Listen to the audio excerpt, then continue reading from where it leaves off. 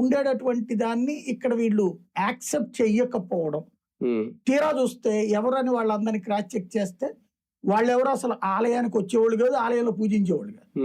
వాస్తవంగా ఆ ఏరియాలో ఇదివరకు వైశ్యాసు పూజలు చేసేవాళ్ళు.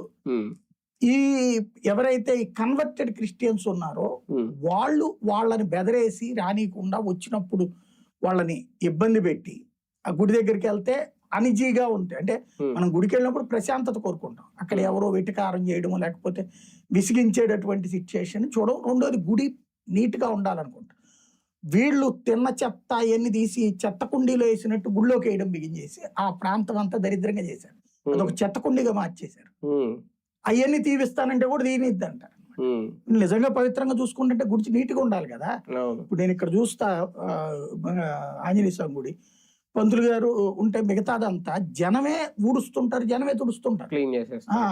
అంత బాధ్యతగా ఉంటది. ఇప్పుడైనా సరే ఆలయం దగ్గర అపరిశుభ్రంగా ఉండాలని ఏ హిందువు కోరు. అంతేగా.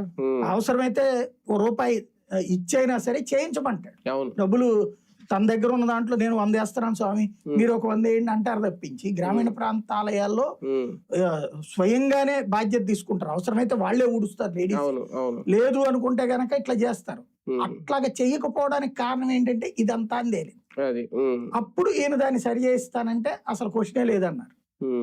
అక్కడ తేడా వచ్చింది అనమాట. దానికి తోడు ఇక మత పెద్దలందరూ దిగిపోయేసి ఇది ఇంకా లెక్క తీస్తే అసలు బయటపడింది ఏంటి, ఈ గుడికి అక్కడే కోట్ల రూపాయల విలువ